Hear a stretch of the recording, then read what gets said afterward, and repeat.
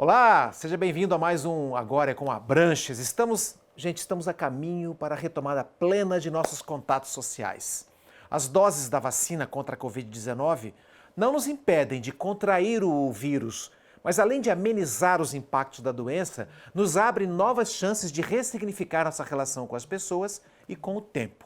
E é sobre esse assunto que eu tenho comigo hoje a psicóloga Cláudia Oliveira, que conheço de outras paradas, de outras reflexões, né, Cláudia? Verdade. E o quanto você já contribuiu para o meu crescimento, para o conhecimento de tanta coisa boa que a gente tem a fazer aqui.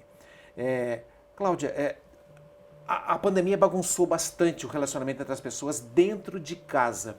E todos estão saindo feridos ou machucados desses encontros e desencontros, né? O que você acha que pode ajudar a restaurar a delicadeza dos afetos e a possibilidade de um novo olhar para as relações afetivas? Nesse momento agora, quase 2 anos depois de uma pandemia que colocou muita gente reclusa dentro de casa sem querer estar em casa. Né? Verdade. Primeiro eu só quero te parabenizar pelo seu programa, né? Porque ele é realmente uma das estratégias para a gente se recolocar nessa vida. Se a gente puder assistir toda vez que você estiver ao ar, eu tenho certeza que o seu propósito é trazer um pouco desse acolhimento e dessa esperança na vida. Então eu quero te agradecer de você ter me convidado. Obrigado. Viu? Bom, e falando então sobre tudo isso que aconteceu conosco, né, está ainda acontecendo, eu digo que é uma oportunidade da gente de fato sentir todas essas dores, esses incômodos, mas parar e olhar para isso. Eu acho que nós fomos, de um lado, abençoados com uma chamada forte para o que estava acontecendo até mesmo antes da pandemia dentro de você, nos seus relacionamentos. E talvez aquele confinamento todo tenha sido uma parada para dizer, olha, para e pensa, para e sinta. E nós relutamos muito, mas muitos abraçaram essa oportunidade. Então, para a gente resgatar tudo, começa daí, aceita, né, perceba o seu momento, e vamos, então, traçar estratégias, ações, boas intenções para retomar. A gente fala muito aqui a respeito de relacionamento de casais. Muitos casais nos procuraram pedindo que a gente desse essa mensagem. Como fazer para salvar uma coisa? Porque tem gente que fala assim, mas eu não fui programado para ficar 8 horas dentro de casa, eu fui para ficar fora. E agora, com essa coisa toda, ao longo desse tempo todo, eu tive que home office, eu tive que dar um jeito de conviver em paz com a pessoa com quem eu me casei. A gente fala muito dos casais, mas e os filhos, né? Qual tipo de carga emocional pode ajudar crianças e jovens a se reorganizarem para voltar ao mundo das relações presenciais? Eu acho que a esperança e a certeza que isso tudo está passando é uma força muito grande que a gente tem que ter e carregar diariamente, né? E se você olhar para trás, e é um atrás recente, você já percebe essa evolução. Então, creia nisso, isso vai te dar uma motivação. Altere aí a sua fala e os seus pensamentos, que observe-os primeiro, mas eles podem estar trazendo uma negatividade que ela não vai ser útil. Então, nossos jovens que perderam tantos contatos sociais tão importantes para eles nesse momento, eu sugiro, olha, está passando, veja o que está acontecendo já, nós estamos retomando. Então, retome com você, né, em você próprio, a sua esperança, a sua positividade, olhe para onde tem luz, porque a escuridão ela já está ficando para trás. Então, que o sistema familiar ajude esse jovem, né, a olhar e falar assim, meu filho, está passando e as coisas estão voltando, não talvez até como era antes, mas talvez melhor. Nós estamos valorizando coisas que antes a gente estava acostumado a viver e nem fazia muito mais quentinho no coração. As crianças são muito assim, 3x4, né? Elas têm uma emoção muito direta. E elas quase não conseguem fazer metáforas. Então, elas precisam de toque, precisam de corpo, precisam de declarações de afeto. E com as relações meio esgarçadas ao longo da pandemia, muitas ficaram carentes desse tipo de questão. Então a criança foi afetada à sua maneira, né, dentro desse contexto. E a ausência da convivência escolar, criança fora da escola, tendo aula online, remota, também trouxe efeitos, trouxe impactos. E hoje as crianças estão tendo que se reorganizar afetivamente para poder retomar o aprendizado do encontro, da alegria, do brincar junto, né? É nesse sentido que eu te pergunto qual é a responsabilidade de pais atentos e aqueles que não estão, que fiquem, por favor, né? Essa é a nossa ideia aqui no programa. Todo mundo atento a essa necessidade da declaração do afeto e do brincar com as crianças.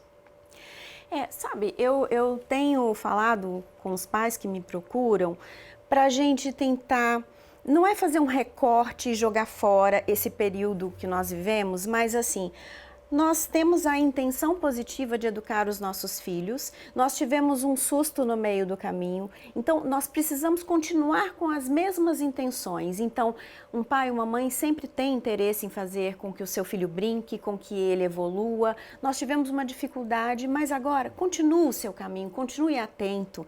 E talvez esse momento tenha intensificado algumas dificuldades, mas nós vamos passar por todas elas se houver a intenção positiva de educar aquele filho no melhor contexto possível.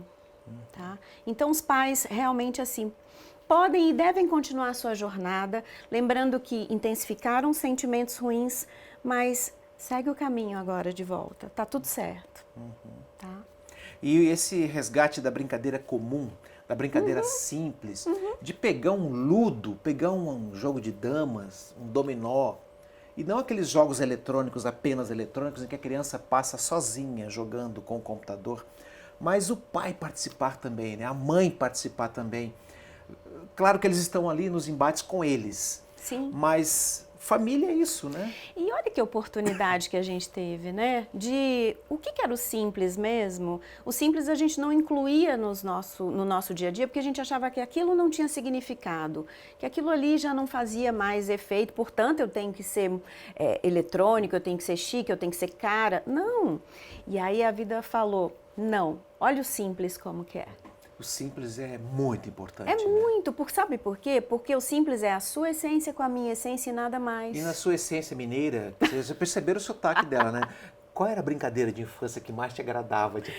Olha, eu adorava brincar na rua, né? Na rua eu também brincava, em Minas também. Negócio de pega-pega, essas coisas de pé no chão, né? Brincar de esconder. Carrinho de rolimã. Você lembra disso? Eu lembro, claro. Então. Mas agora as coisas estão muito estranhas, né? As pessoas estão se adaptando a brincadeiras que já vêm prontas. Antes, na minha infância, por exemplo, a gente tinha que montar o brinquedo. Sim. Agora o brinquedo vem pronto, eletrônico, e isso pode impedir que a criança tenha assim, o prazer de fazer o passo a passo. E isso não pode se perder. Daqui a pouquinho, no próximo bloco, eu continuo conversando com a Cláudia e é para acrescentar um outro elemento nessa reflexão nossa, aqui nesse bate-papo, que é a sabedoria de lidar com o tempo. Será que nós estamos lidando bem com o nosso tempo? Aproveitando bem as horas do dia? Daqui a pouquinho.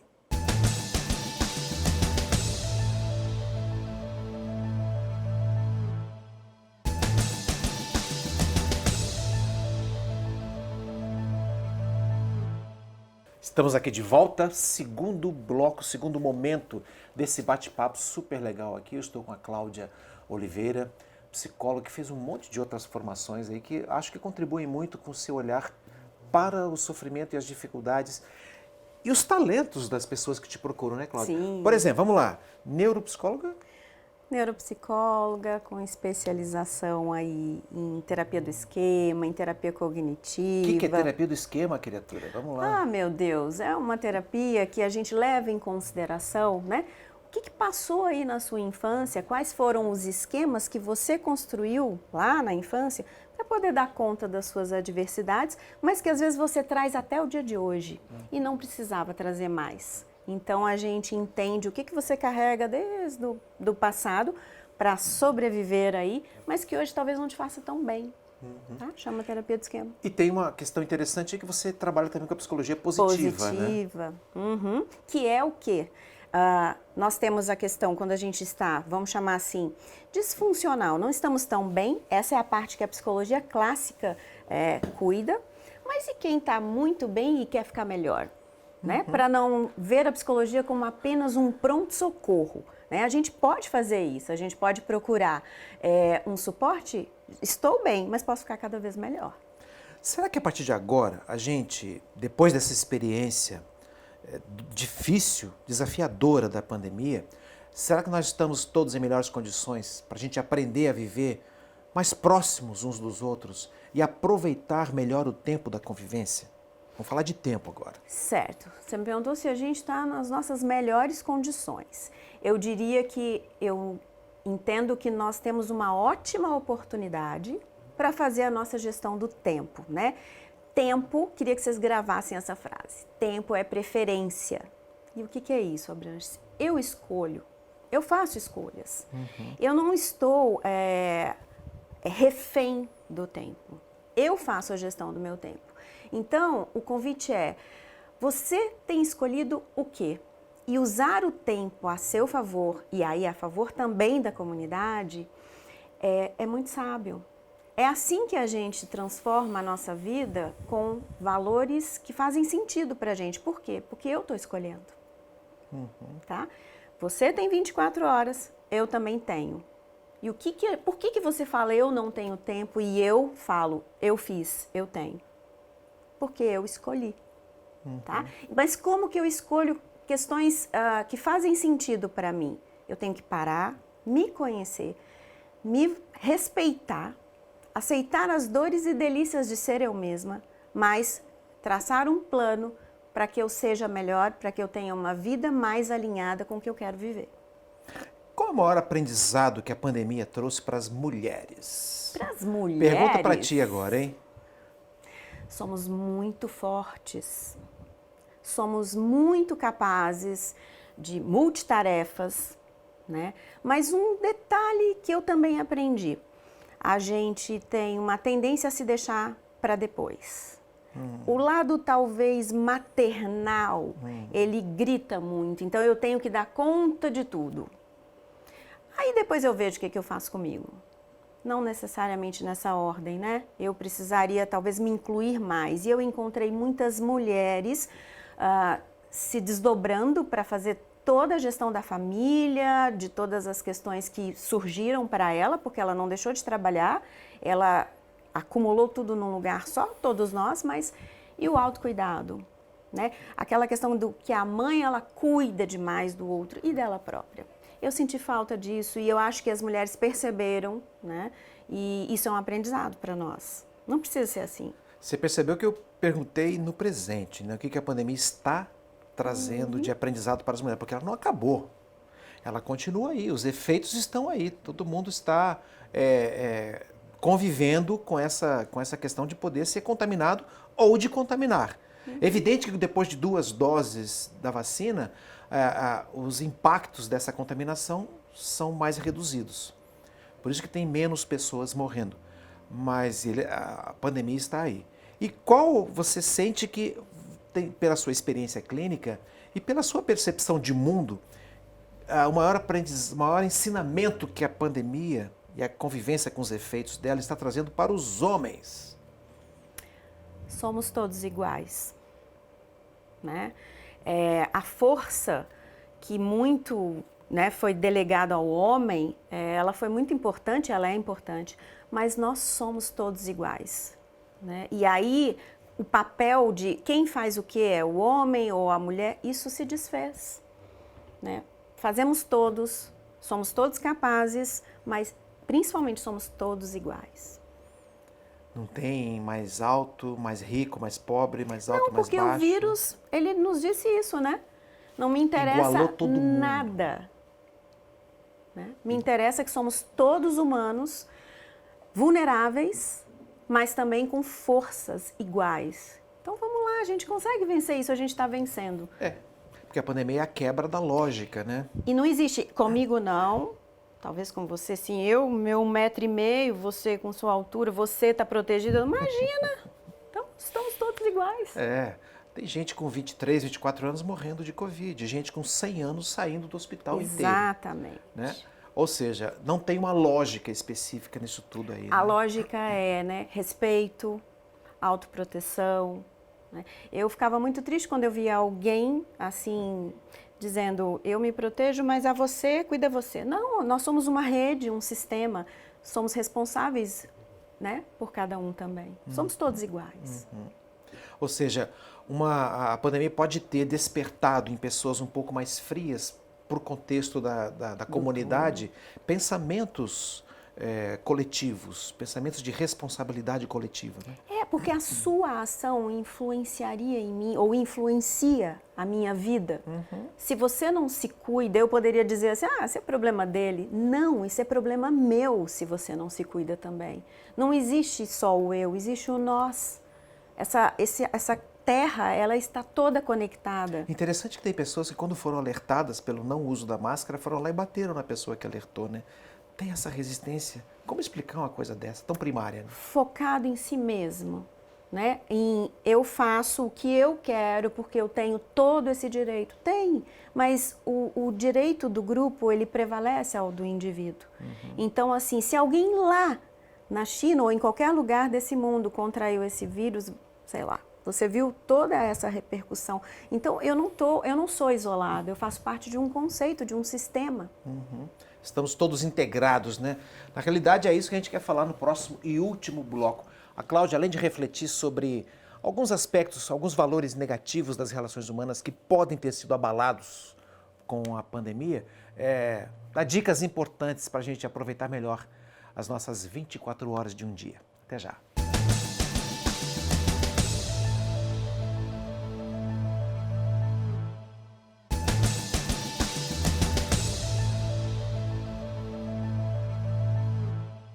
Pronto, estamos aqui de volta e eu não quero perder um minuto, porque a gente está falando aqui de aproveitar bem o tempo, né?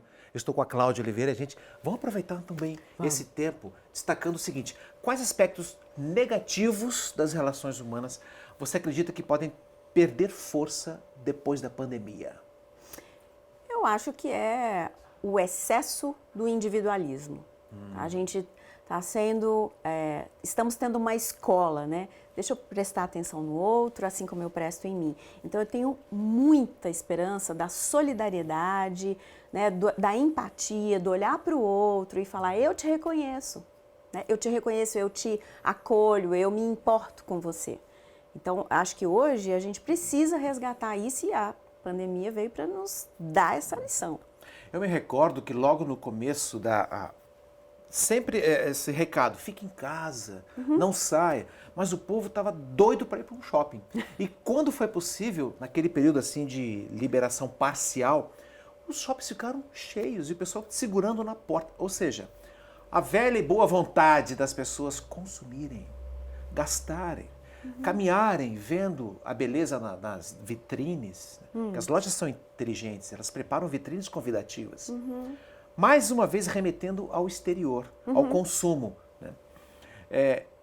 E a pandemia gritando, olha para dentro, visite-se.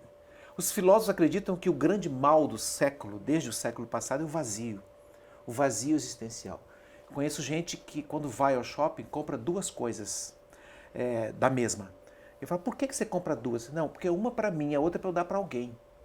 Tá, mas e aí, como é que fica o dinheiro? Não, eu tô com umas dívidas aí, mas eu sinto vontade, eu não consigo frear. Eu olho para isso e falo, poxa, a que ponto chegou essa necessidade de preencher lacunas com objetos externos? Então, quais lacunas você acredita que precisam ser preenchidas para que esse vazio existencial não sobreviva dentro das pessoas? Eu acredito muito que nós estamos numa fase de evitar sofrimento, né? A gente está com baixa resistência à frustração, inclusive os nossos jovens, né? Hoje você vê um jovem que não tem resistência a esperar. E por quê? Porque se eu silencio, eu vou estar em contato comigo mesmo. E o que eu posso descobrir? Que eu não tenho propósito, que eu não sou alegre, que eu não tenho uma vida interessante. Então, o mundo externo me ajuda a tampar tudo isso. Como? Com comida, com compras, com vícios, com me desconectando de tudo e conectar com o externo através das redes sociais ou dos eletrônicos, etc. Autodesenvolvimento incomoda, tá? Não é fácil a gente crescer com sentido. O que é isso? Crescer com valores pessoais que vão me fazer ser feliz. Mas para isso eu preciso parar. Eu não preciso ficar trancada dentro de casa. Acho que foi isso assim, mas, né, que deu aquele nervoso. Mas eu preciso criar coragem de olhar para mim, me amar e traçar os meus planos de amor para a minha vida. Se eu for sair de casa, é que eu saia com um propósito, né? Sim, e tudo bem de eu sair, ver uma loja, fazer minhas compras, desde que isso não seja para me entorpecer. O que é isso? Para eu ficar sem, né, contato comigo mesmo. Tá? Uma coisa que aflorou muito nas relações mais fechadas, relações afetivas, foi o autoritarismo machista. Tanto em mulher quanto em homem. Porque machismo não é coisa só de homem, não. Machismo é coisa de mulher também. Que teima em permanecer atrapalhando os relacionamentos. Esse tipo de postura. O que se pode fazer para superar essas mazelas agora, aproveitando que a grande tempestade está passando, vai chegar um período de bonança e a gente vai ter que se reencontrar nas relações? Você está falando de um autoritarismo, de eu ter uma relação com você de poder e de mando? De mando, de comando, de controle, de domínio, de imposição. Você só vai mandar em mim se eu permitir, tá? Então, você até pode ter tendências assim graves e, né, até algum transtorno para que isso acontecesse, você ser uma pessoa totalmente impositiva. Mas eu tenho que olhar por que eu permito. Então, na medida que eu construo o meu espaço, que eu sei o que me faz bem ou não, eu não permito isso na minha vida. Custe o que custar. Não é fácil esse assunto, mas as relações não podem ser mais autoritárias, né? Elas têm que ser em comunhão. E o que você fala, eu tenho que ouvir, considerar, ver se faz sentido para mim e eu devolvo para você. Não precisa de autoritarismo. O autoritarismo é um descontrole. Você me fez lembrar um ditado persa que diz assim, que o homem se encontrou com Deus no deserto. Deus falou para ele assim, o ser humano se perde em duas coisas, na pressa diante do tempo e na lentidão diante da oportunidade. Então, quer tudo para ontem, mas na hora que surge a oportunidade, não, deixa para amanhã, aí vai. Como é que a gente pode reorganizar essa tendência? Olha, parece tão simples, né? Mas é assim, ó, entenda o que você quer, né? Entre em contato com as suas dores, tudo bem, aceita, mas planeja com base em seus valores ações para você realmente sair do momento presente, construir um momento futuro que você quer viver. Então, haja. A ação hoje conectada com o que você quer viver, ser e sentir, é o que leva a gente para uma vida melhor. E nós estamos, às vezes, nem refletindo ou agindo sem conexão com isso tudo. É como se eu te falasse, vamos para Caraguá? Vamos, e a gente pega qualquer ônibus.